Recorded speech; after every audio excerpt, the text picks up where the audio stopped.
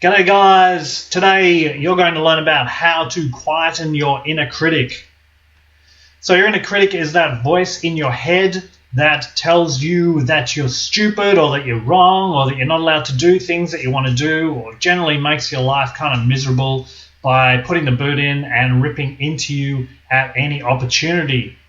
If you're anything like me, you have or maybe had in the past a very strong inner critic that is the result of a lot of criticism that you may have received when you're a kid or as an adolescent or even growing up and as an adult. Criticism even as an adult can still sting. Now your inner critic, remember, is there to protect you. The idea here is that we have experiences as we're growing up particularly where we step outside our comfort zone and get criticized by other people for acting in ways that we thought initially were quite normal and natural for us, but tend to trigger other people around us. And a lot of people as adults get triggered easily because they haven't dealt with this kind of stuff in their own life.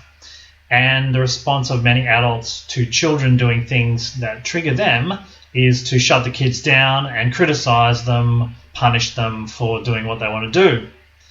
Over time, the child learns not to step outside the boundaries of their comfort zone in order to avoid triggering the adults around them into punishing them.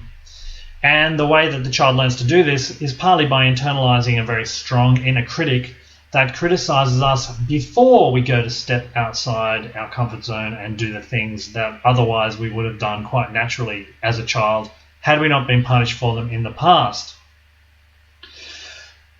What this means is that our inner critic is actually trying to protect us from punishment that we received as a kid. The problem is that now as adults, the world is a very different place that we live in, and many adults around us aren't going to punish us for doing the things that we were punished for as a child.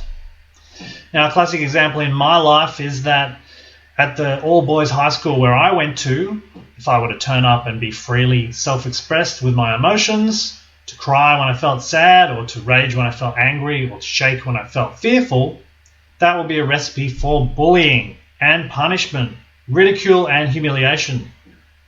As a result, I learned very strongly to keep my emotions to myself and be very guarded with how I felt. The irony of this is that the number one complaint that I hear from women in their relationships with men is that the men won't share their feelings with them and won't open up. Now, it's quite logical because these men went to schools very similar to the ones that I went to, where if you opened up your emotions, you were going to be humiliated, ridiculed, and bullied. So therefore, we learn not to do that. And one of the ways that we internalize that learning is by developing a very strong inner critic, which criticizes us before we go to do these things that we've been punished for in the past. Problem with this is that a strategy developed as a child to survive the world rarely works well as an adult, in the adult world. So a lot of us guys are still walking around with very strong inner critics that prevent us from doing the things that we would love to do in order to live the life that we would love to have the relationships that we love to have, the jobs we love to have, and just live the lives that we would really love. So this leads to the question of how do you deal with this strong inner critic if you're carrying one that you developed when you were a kid? Great question. So before I go into that, let me explain that the external world that we perceive is a mirror of what's going on in our unconscious mind. So let me repeat that again. The external world that we experience around us is really just a mirror of what's going on in our unconscious mind. What this means is that if you want to change the world around you, the place to start is in your unconscious. But the reverse can also be true. Changing the way that you interact with the external world also affects the mirror image in your unconscious mind.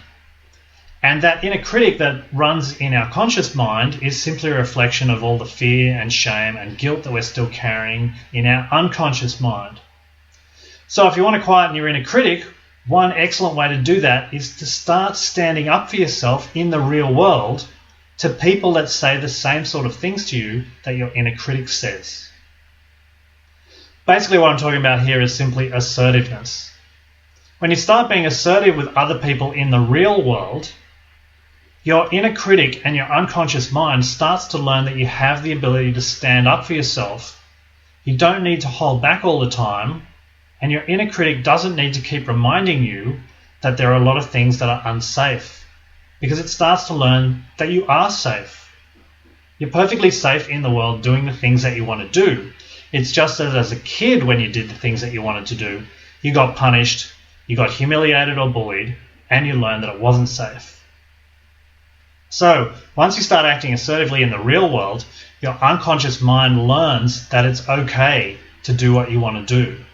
It doesn't need to keep stopping you doing what you want to do by criticizing you every time you go near your comfort zone.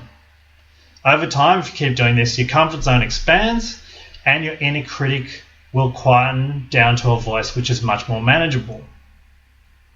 Once you're finding that your inner critic is much more quiet, it's then much easier to say to your inner critic, look, thank you for reminding me of what I needed as a kid to survive, but I don't need your help anymore. And then you can still go and do the things that you really want to do, even though your inner critic might be saying in a soft voice that it's not safe or it's not okay. Essentially, at this point, you've learned that it's okay to stop listening to your inner critic and keep taking action in the real world to do what you want to do, so that you can get the results in your life that you really want. Keep doing these two things over time. Firstly, being assertive with people who say the sort of things to you that your inner critic says. And secondly, to simply stop listening to your inner critic and keep taking action towards your goals anyway.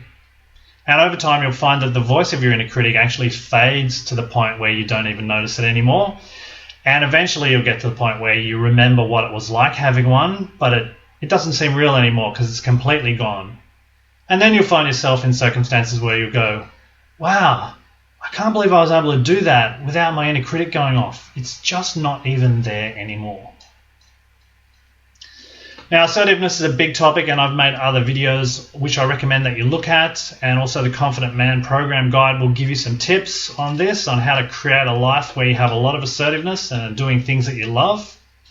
And remember that the key to quietening your inner critic in the first place is to stand up for yourself in the face of people and situations that say the same sort of things that your inner critic says to you internally.